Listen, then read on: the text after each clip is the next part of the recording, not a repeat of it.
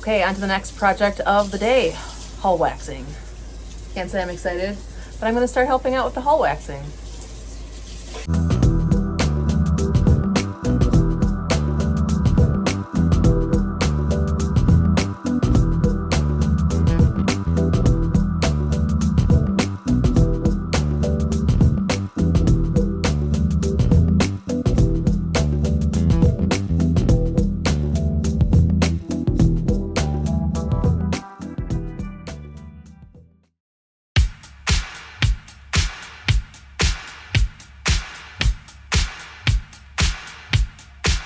So remember all that snow we had a few weeks ago, like almost 10 inches, 9.5 or something? Well, it melted faster than it came, believe it or not. And the weather ever since has been getting nice. It is sunny, somewhat warm today. The birds are chirping, flowers are coming up. Spring is right around the corner. So, you know what that means. Time to get back to exercise.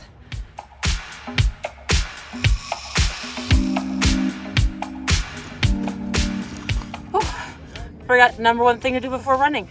Gotta get a good stretch in.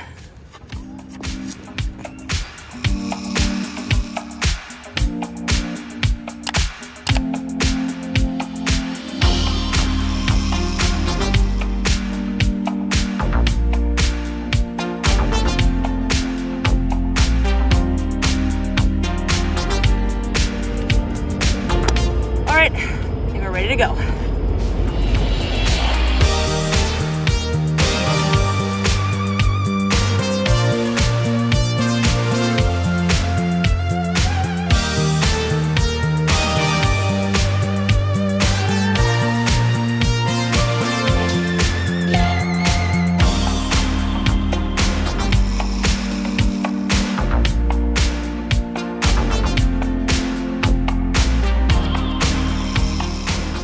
Last leg.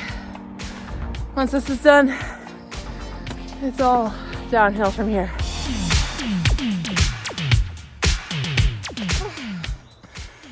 Second round for good luck? Okay.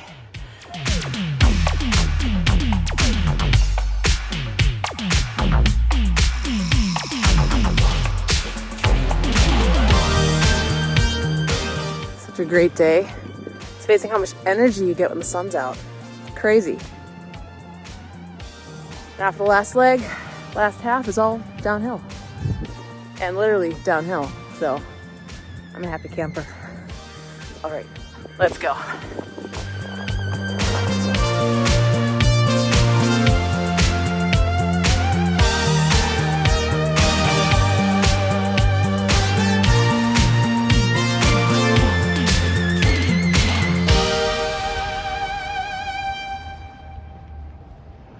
I think all the sea lions left. Last few weeks we've had an amazing amount of sea lions just barking away every day over there. It's been pretty entertaining. I might have spoken too soon. I think I hear them. Oh, I don't know if there's as many. There's a bunch of them. Should I go say hi to Wally and his family? I know you guys are probably sick of seeing Wally, but he doesn't get old to me. There's not too many of them today. Huh.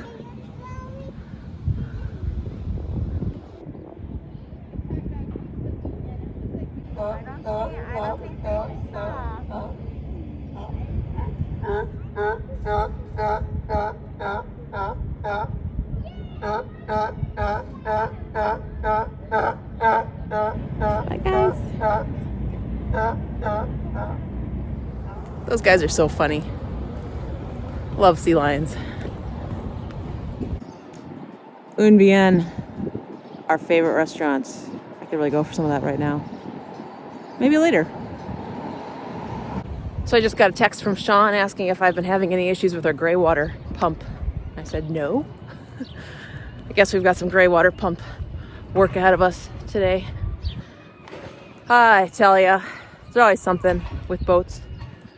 But to be fair, we were talking to somebody on the dock the other day who was doing all sorts of stuff to his boat, fixing his working on his engine and everything under the sun.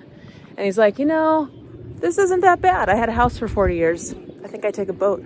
So, although there's always something, apparently it's not as bad as a house.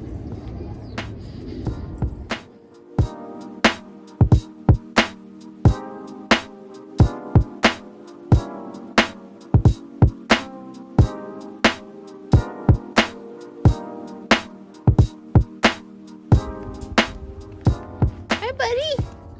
I missed you. What are you guys up to?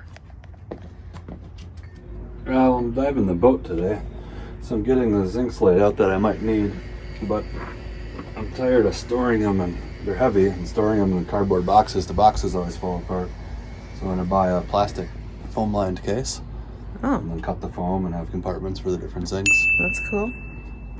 So I was just measuring to see how big of a case I need for all the different zincs we have. You're such an organized fellow. Oh, buddy, are you gonna help Daddy? We're both gonna help him dive. That sound fun? Isn't it nice, buddy, when the sun comes out? Oh, I love you too. I love you too, mister. Whoa, I don't know if that's YouTube appropriate. Whoa. Scuba Sean, you almost ready? Uh-huh. All right, I'll be waiting. Okay.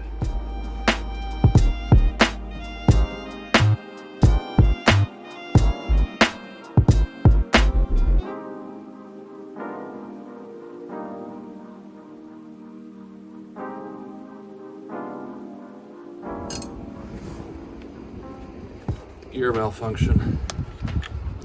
Always something. Yeah. I'm telling ya. We should have named our boat Always Something. It ain't the boat, it's the dive equipment. Yeah. It's the dinghy. The tanks. Just something. Life on a boat. Should have named the boat Always Something. Be a good boat name. That's what I just said. Oh. I thought you said it's always something. Well, it is, but then I said we should name the boat.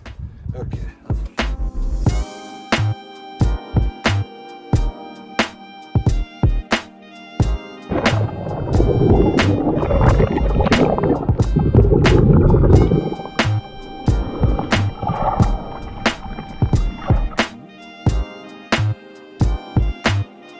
Since it's a rare, nice day in Seattle and there's always something that needs attention on Freedom, Sean opted to tackle a slightly more fun and less disgusting project first, diving the boat to check out the hull and to replace any zincs that appear to be at the end of their life.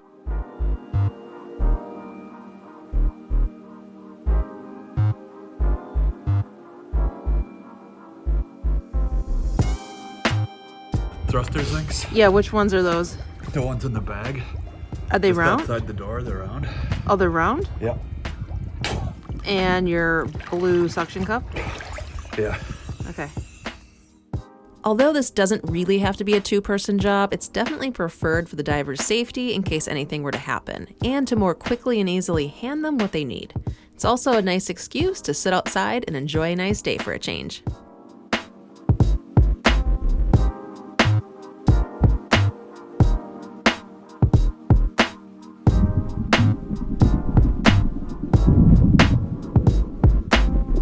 Today's dive is going much faster than expected since the hull doesn't have too much growth and many of the zincs appear to have a little more life in them. But since zincs are absolutely critical to protecting other metals on our boat like our rudder, shaft, thrusters, etc., giving them a look over every few months is always on the to-do list.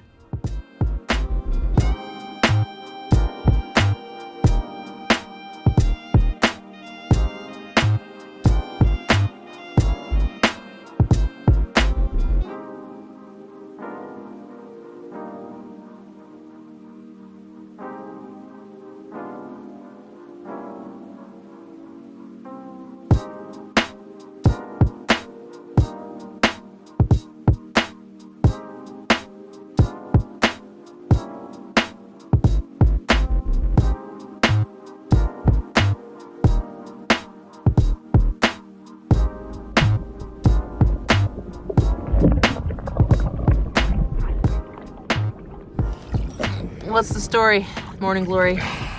Got what you need? Okay. Oh. Oh. New zinc. Not so new. Oof. Yucky.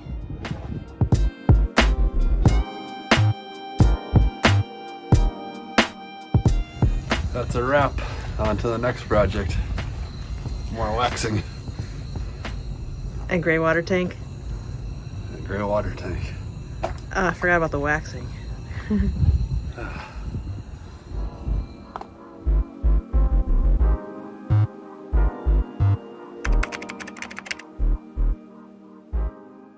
Okay, on to the next project of the day, hull waxing. Can't say I'm excited, but I'm going to start helping out with the hull waxing. I'm excited. I know, I should be excited. But yeah, I've always watched, I've always filmed, I've never done, so I'm going to learn right along with you guys. Ready? Are you ready to walk me through it? Yeah. You were going to start without me, weren't you? Yeah, gotta get going. Yeah, okay. Well, a couple hours a day left. Okay, so what's the process and what are we going to use? So first we're gonna make sure the surface is clean. We didn't wash the boat, but it's fairly clean. So we're gonna wipe it down with a damp rag. Okay. All right? Easy, check. That's step one. Step two, we're gonna take a compounding pad and we're gonna use 3M cleaner wax and we're gonna buff, we're gonna kind of compound in this material and that's gonna remove any oxidation and bring back some shine. Step two, we're gonna take a polish with a polishing pad and we're gonna come back and polish it, which is gonna bring out even more shine and remove swirl marks. And then step three is we're gonna apply Colonite's Fleet Wax by hand, and then we're gonna come back with a microfiber rag and wipe it off. Okay. So first things first, I'm just gonna wipe the surfaces clean. All right. So we're not Let's do this. grinding in dirt to the finish.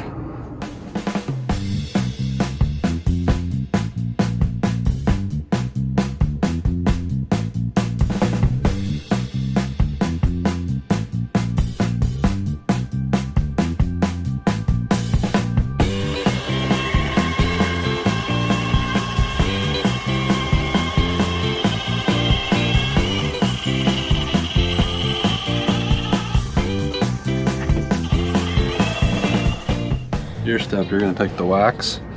The Colonite Fleet Wax? Yep, there's an applicator in here.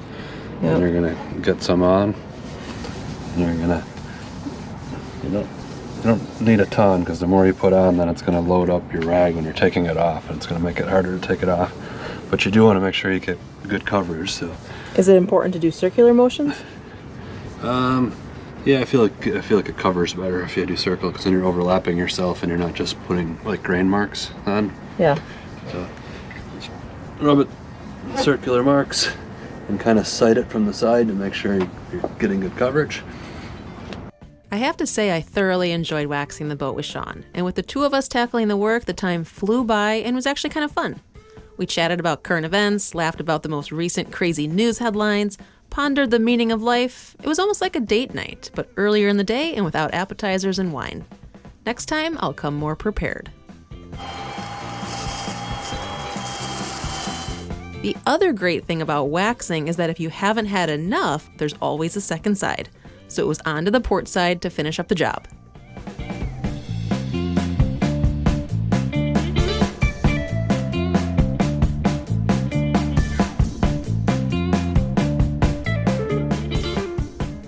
We are all done. Whoa. I've officially waxed for the first time ever.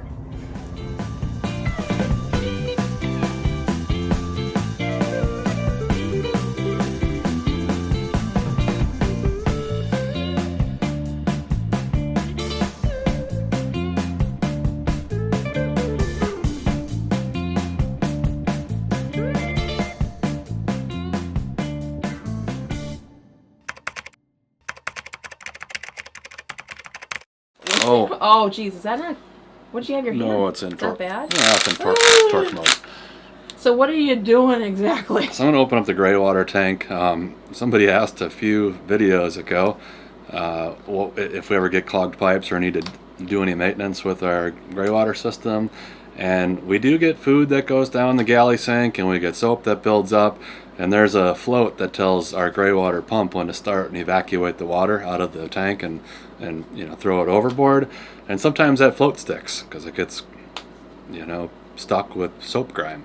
So we're going to open the cover of the gray water pump, which isn't a very fun job, and we're going to take that float apart and we're going to clean the soap scum off and put it back together. Fun times. Yeah. So we need to go in the engine room and get a few more tools and a flashlight, and then we'll open up the hatch. All right.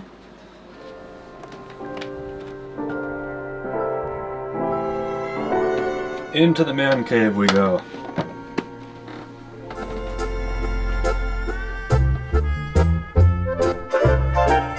So I need to grab some sockets. I need to grab a couple screwdrivers and a flashlight. And when we first bought the boat, and with all of our previous boats, we always had like some tool kit stored in random spots, or I had a tool bag that was stuffed to the gills. So anytime you wanted to find a tool, you had to like pull everything out of the bag. So when we bought this boat, I'm like, I want to install a toolbox, and it's been like one of the best things that we've ever done to the boat. So I got this nice tool chest that opens up and has 3 drawers. So I got screwdrivers and wiring tools, and I got all different size sockets, so 1/4" drive and 3/8 drive sockets, ratchets, extensions, Allen wrenches, and wrenches. But now I just kind of come down here and I go shopping for a project. So I know I need wrenches. I know I need sockets. I'm going to grab my sockets. I know I'm probably going to need a ratchet and an extension. And I know I need a screwdriver. So that's basically what I do is I come and shop for the tools I need for a project, put them in a bag, and then take that bag to the project. And then when I come back, I just put everything away and store the bag on a shelf. Also need a flashlight. But that's another thing I did as well, is I put the stainless shelves on this back wall. So those are nice for keeping some of the things that maybe don't fit in the tool chest. Cool. And voila! Is that the man bag? And Bob's your uncle. Let's head to the gray water tank. This is my man bag, my Merce.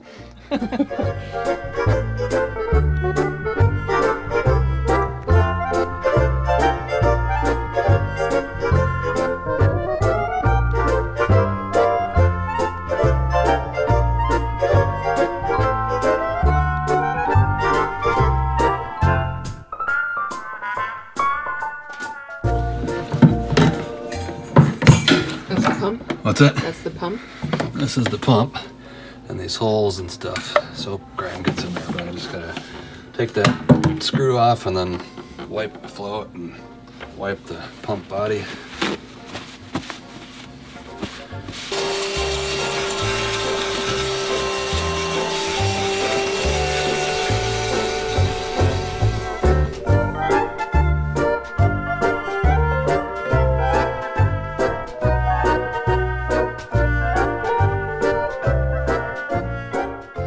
It pays to have long arms though to get down low in the tank. Yeah, go gadget arms. Yeah.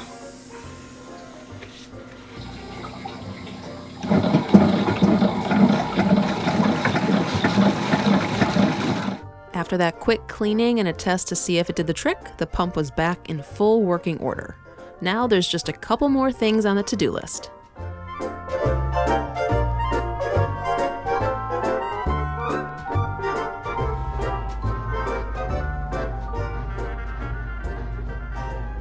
So just one more thing to do, my favorite thing, pump out. And then we'll call it a week. Regular old week aboard a boat. Wally? Wally! Well, folks, there you have it. Just a regular old week living aboard a boat where there's always something to keep you on your toes. Or your knees, or maybe under the sea. If you'd like to see more, be sure to subscribe and hit the notification bell so you'll never miss a video. We'll see you next time. What was that? It's like thick chocolate milk? Well, that's gross.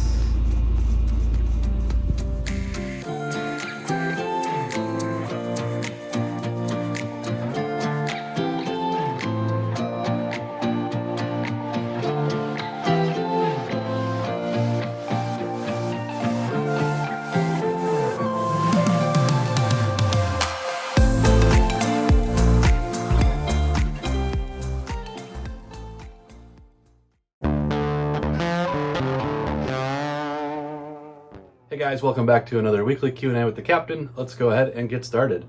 First off, we want to give a shout out to James Wood. James, we hope you're having a great day, and the shout out comes from Andrea in England.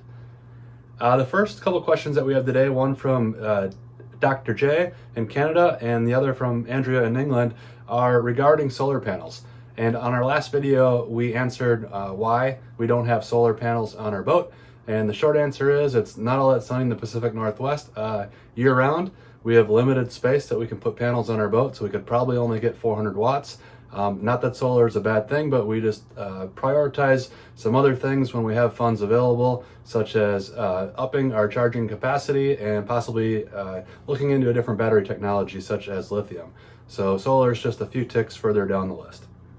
Our next question comes from Mike Fly 305. Why do some boats have dry versus wet exhaust? That's a good question. There's probably no real winner. Typically you don't find dry exhaust on too many recreational boats. Dry exhaust has always been something that's maybe reserved for more commercial type applications. However, Nordhavn does deploy a fair amount of dry exhaust setups on their single engine boats, but they also make most of their boats available either way, so you can get it dry or wet.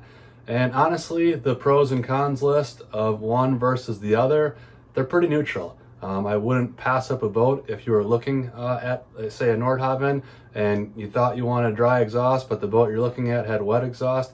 I honestly don't know that there's enough of a benefit of one over the other to say you absolutely need to buy a boat with dry or you absolutely need to buy a boat with wet.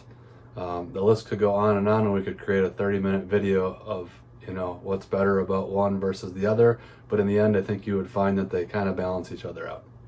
Next question is from Gary Peterson on Bainbridge Island. I have a 40-foot trawler and I have what I feel are engine smells predominantly after cruising. Do you have those odors, and if so, what do you do to eliminate or minimize that boat scent? We don't have engine smells. I guess I'm assuming by engine smells you maybe smell diesel, smell either fuel or exhaust. So I would look at, if there's any fuel leaks, a fuel venting problem where it's not venting properly to the exterior of the boat.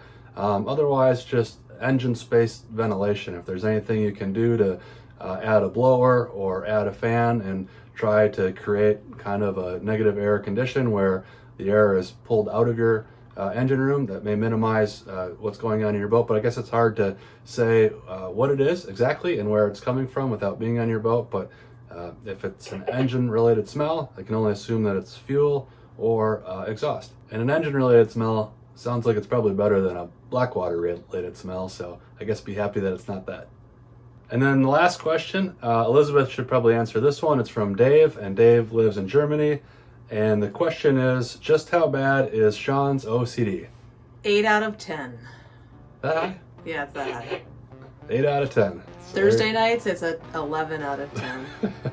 So there you go. You've had it. That's the questions for this week. If we haven't got to one of your questions yet, don't worry. It's probably coming up on an upcoming video, and we'll see you on the next one. Have a great week, guys. Take it easy. Cheers.